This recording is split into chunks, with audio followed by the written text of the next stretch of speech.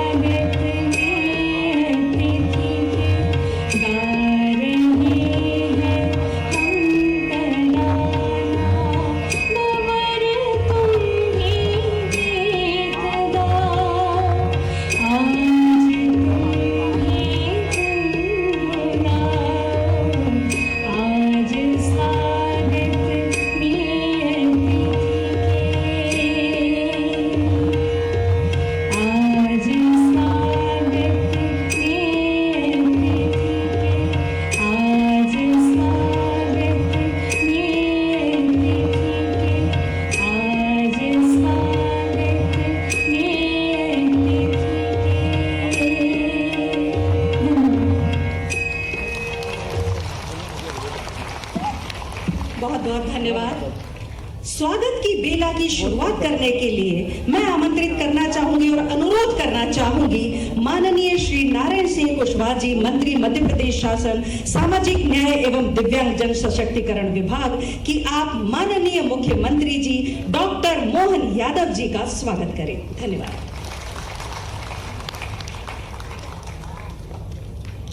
श्रीमती सोनाली पोंक्षे वायणकर, प्रमुख सचिव मध्य प्रदेश शासन सामाजिक न्याय एवं दिव्यांग जन सशक्तिकरण विभाग, आप भी स्वागत करेंगी माननीय मुख्यमंत्री जी का। स्वागत की बेला में अगला नाम मैं लेना चाहूंगी श्री केपीएस राणा, प्रमुख अभियंता लोक निर्माण विभाग। आपको मैं आमंत्रित करूंगी कि आप स्वागत करें माननीय श्री राकेश सिंह मंत्री जी, मध्य प्रदेश शासन लोक निर्माण विभाग। जी ठीक।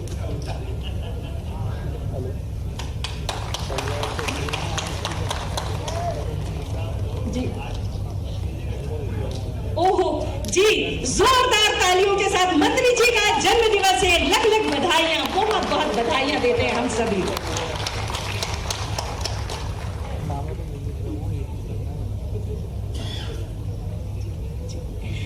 श्री केपीएस राणा जी, आप प्रमुख अभियंता लोक निर्माण विभाग, आपको मैं आमंत्रित करना चाहूंगी कि आप माननीय श्री राकेश सिंह मंत्री जी, मध्य प्रदेश शासन लोक निर्माण विभाग, आपका स्वागत करें। जी हो गया फिर से? जी ठीक है। सुश्री अंकिता धाकरे, उप सचिव सामाजिक न्याय एवं दिव्यांग जन सशक्तिकरण द्वारा माननीय श्री नारायण सिंह कुशवाहा मंत्री श्री, मध्य प्रदेश शासन सामाजिक न्याय एवं दिव्यांग जन सशक्तिकरण विभाग।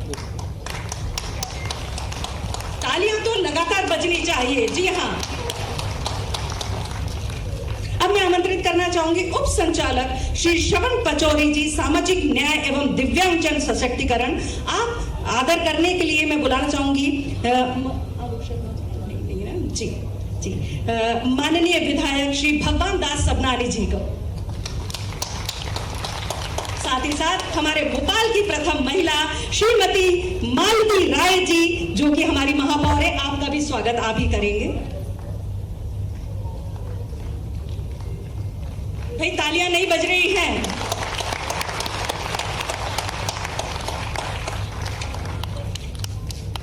अब मैं आमंत्रित करना चाहूंगी चाहूंगी सुश्री अंकिता धाकरे, उप सचिव सामाजिक न्याय एवं दिव्यांगजन सशक्तिकरण विभाग, श्रीमती सोनाली पोंक्षे बैंडकर, प्रमुख सचिव मध्य प्रदेश शासन सामाजिक न्याय एवं दिव्यांगजन सशक्तिकरण विभाग। जी, इसके बाद मैं बुलाना चाहूंगी प्रमुख अभियंता जो है केपीएस राणा जी का स्वागत करने के लिए अनुरोध करती हूं श्री संजय महस्के, मुख्य अभियंता लोक निर्माण विभाग द्वारा।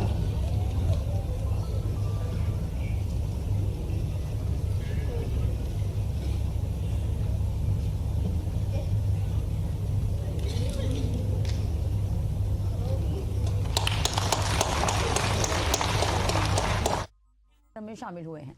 इनका हौसला अफजाई के लिए तालियां बजनी चाहिए। देखिए आप कितनी हिम्मत है इनमें।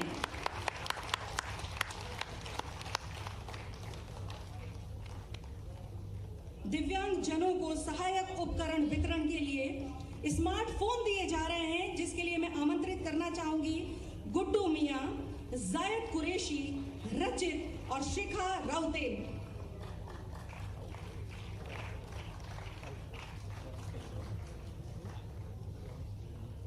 ये स्मार्टफोन इन्हें दिए जा रहे हैं जो कि इनके लिए बेहद सहायक सिद्ध होंगे।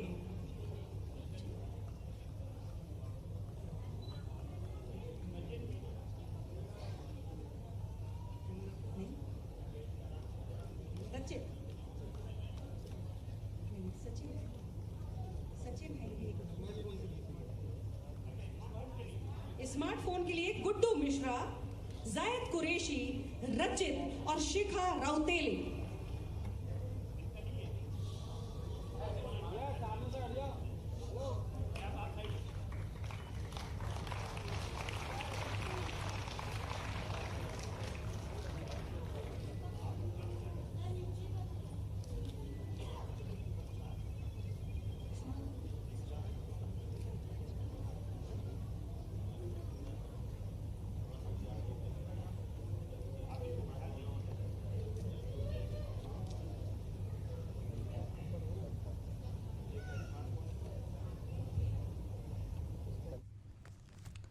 ये तस्वीरें राजधानी भोपाल से देख रहे हैं। पंडित खुशीलाल शर्मा महाविद्यालय में आयोजित कार्यक्रम में सीएम डॉक्टर मोहन यादव पहुंचे हुए हैं।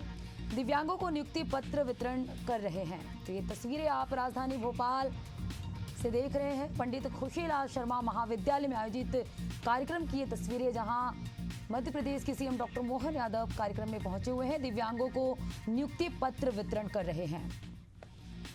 तो पंडित खुशीलाल शर्मा महाविद्यालय में आयोजित कार्यक्रम की ये तस्वीरें आप देख रहे हैं, जहां सीएम डॉक्टर मोहन यादव पहुंचे हुए हैं, दिव्यांगों को नियुक्ति पत्र वितरण कर रहे हैं।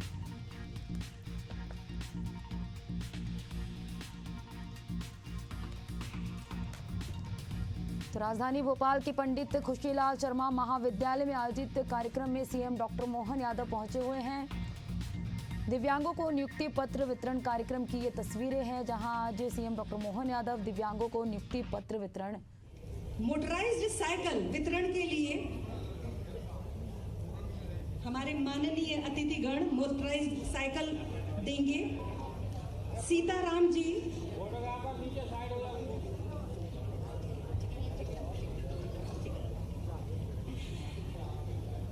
माननीय मुख्यमंत्री जी के उद्गार सुनने के लिए मुझे लग रहा है पूरा के पूरा हॉल आतुर है।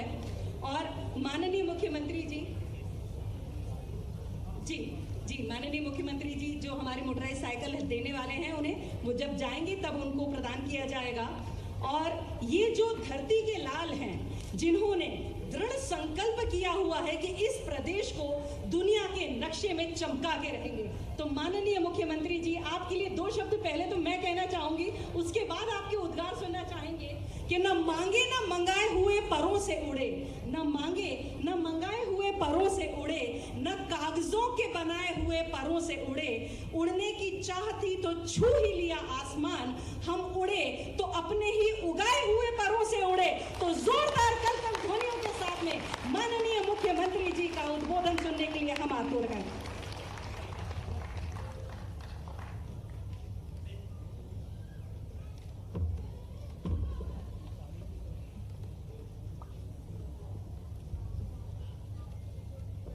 यशस्वी प्रधानमंत्री के नेतृत्व में जिस प्रकार से हमारे दिव्यांग भाई बहनों के लिए ये शब्द की रचना की गई, सोशल जस्टिस विभाग, समाज कल्याण विभाग, इसके माध्यम से वर्षों तक एक शब्द के आधार पर कहां से कहां दुनिया बदलती। मैं यशस्वी मंत्री माननीय राकेश सिंह जी का दोहरे तरीके से अभिनंदन करना चाहता हूं। आज आपके विभाग को भी बड़ी ताकत मिल रही है और आज आपका जन्म दिवस भी। जोरदार अभिनंदन करा हमारे सुयोग्य मंत्री, लोक निर्माण मंत्री, जो सभी प्रकार की ग्रामीण, शहरी, 4 लेन, 6 लेन, एलिवेटेड कॉरिडोर, सभी प्रकार के निर्माण के कामों में लगातार लगे हुए हैं।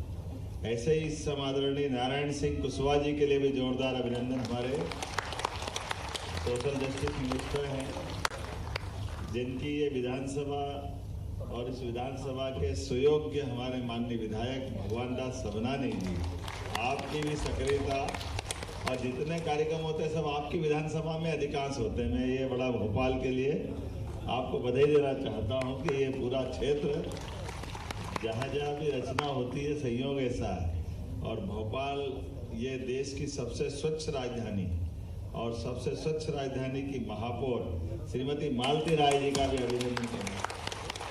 मध्यस्थ सभी अधिकारीगण, इस अवसर पर मौजूद आप सब, सच में ये परमात्मा की लीला है। हमारे हाथ में ना जन्म है, ना मृत्यु है, ना हमारा अपना स्वयं का शरीर है। जो कुछ है ईश्वर की लीला है। वो जैसा हमको जब जन्म देना है, कोई 84 लाख योनि बताता है, कोई हमारे लिए कई बार अपने प्रारब्ध में पुण्य कर्म कम हो जाए तो फिर जन्म होना बताते हैं। अलग अलग प्रकार से हमारे इस जन्म की रचना के बारे में कई प्रकार के ग्रंथों में, कई प्रकार के ऋषि मुनियों के माध्यम से, महापुरुषों के माध्यम से ये हम सुनते आए। लेकिन अपने जन्म की उस कहानी के साथ जैसा परमात्मा ने हमको भेजा, उस रचना के बाद हम अपने कर्तृत्व से एक तरह से अवसर जो जैसा मिला है उसको और बेहतर से बेहतर कराने के लिए ये जो हमारे लिए परमात्मा कुछ गुण भी दे देता है। यही कारण है कि हमारे बीच ऐसे हजारों उदाहरण भरे पड़े हैं जिनके आधार पर हम आज देख करके सीख सकते हैं। सुकरात, सूरदास, कितने बड़े बड़े नाम हैं जिनकी अपनी विचारधारा के बलबूते पर कितना बड़ा नाम है। और सूरदास अभी कुछ समय पहले फिल्मी गीतकार, संगीतकार, रचनाकार रविंद्र जैन क्या गाने लिखते हैं, क्या उनकी कल्पनाशीलता है। हमने अपने प्रदेश के अंदर भी इसी बात को देखते हुए, वैसे तो हमारे परम पूज्य चित्रकूट के स्वामी रामभद्राचार्य किसी भी ग्रंथ पे बात कर लो, रामायण, गीता, महाभारत, कोई उपनिषद, कोई भी वेद आप बोलो, उसका पंक्ति के साथ वो पेज नंबर, पंक्ति, कहाँ किस संदर्भ में बात रखी। इसलिए राम जन्मभूमि का मामला का फैसला हुआ, उस फैसले में उनको भी गवाह करके, साक्ष्य करके उनको मौका मिला और उनने जिरह में भी अपना भाग लिया और अपने सभी प्रकार के तथ्यों के साथ हमारे अयोध्या के अंदर भगवान के जन्म स्थान के बारे में ठोस आधार दिए।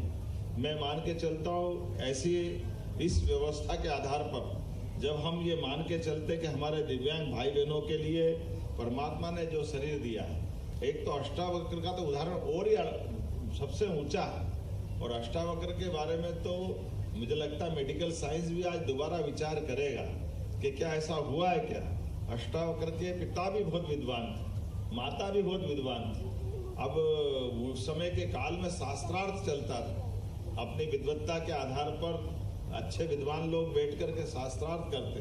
शंकराचार्य जी ने शास्त्रार्थ के माध्यम से लगभग पूरे देश में अपनी शैव संप्रदाय की, अद्वैतवाद की एक धारा नहीं खड़ी कर दी।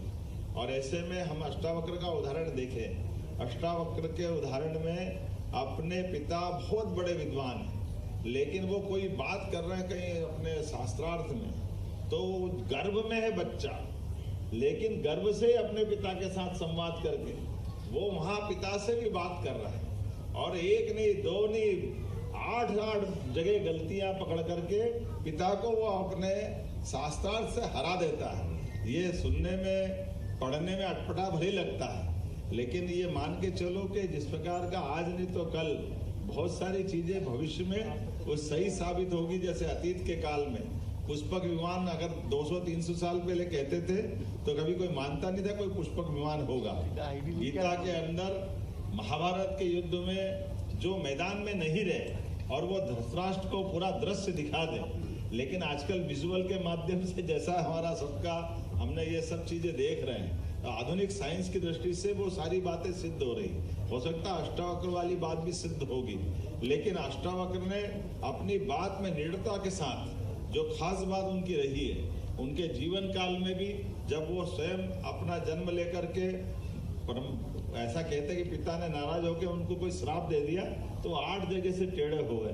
कोई बात नहीं, लेकिन वो अपने जिस थॉट को लेकर थे, जिस विश्वास को लेकर, विचार को लेकर उन्हें शास्त्रार्थ किया, आखिरकार वो सिद्ध हुआ जब उनका जन्म हुआ। जन्म के बाद पूरा जीवन महाराज जनक का दरबार, उस दरबार में शास्त्रार्थ होने के लिए दुनिया भर के विद्वानों को बुलाया गया। और ऐसे में जब अष्टावक्र आए, जब किसी के 8 हड्डियां बाधित होगी तो चलने में आने जाने में जो कठिनाई होती, पूरा दरबार हंसी उड़ा रहा कि ये विद्वान अपनी बात करेंगे, पहले इनको उठने बैठने का चलने का तो क्या हालत है सब देख रहे हैं। तो उनने कड़क आवाज में वहीं से दरबार से अपनी बात को सिद्ध किया था कि आप सब चमड़े के पुजारी, आप शरीर देख लो, ये विद्वानों की सभा है या शरीर के सौदागरों की सभा है। उनके एक वाक्य ने पूरा दरबार एक तरह से हिला के रख दिया था। विद्वानों की सभा में विद्वान जैसी बात होना चाहिए। विद्वत्ता के लिए हमारे अलग पैमाने होते हैं। ये कोई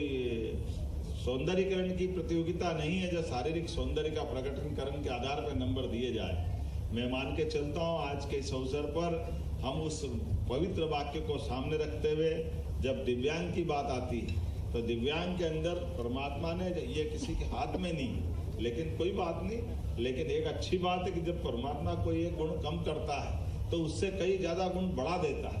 वो अपनी उपयोगिता को और अच्छे से साबित करते हैं। और सभ्य समाज में इसी बात की गुंजाइश होना चाहिए कि हमारे समाज के ही अंग हैं और कोई कारण से अगर 19 से 20 से हैं तो हाथ पकड़ के उनकी जो अच्छी प्रतिभा है उसको वो बेहतर से बेहतर करे, ऐसे अवसर देना चाहिए।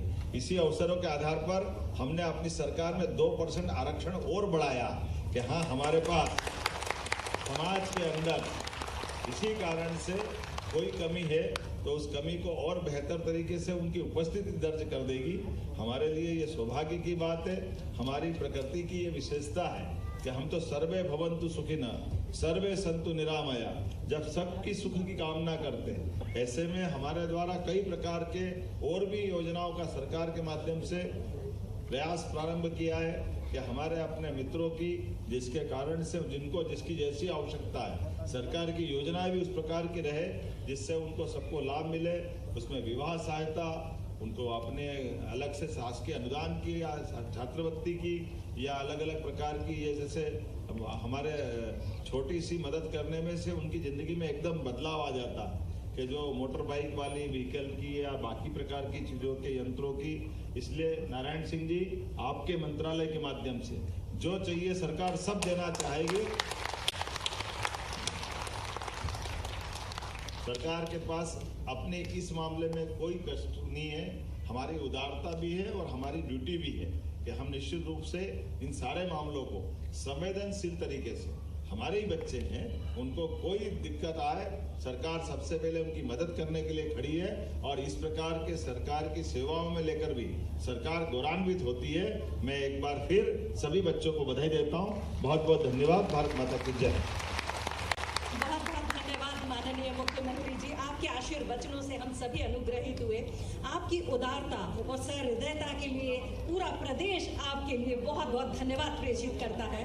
अब मैं आपसे अनुरोध करना चाहूंगी जितने भी हमारे माननीय अतिथिगण हैं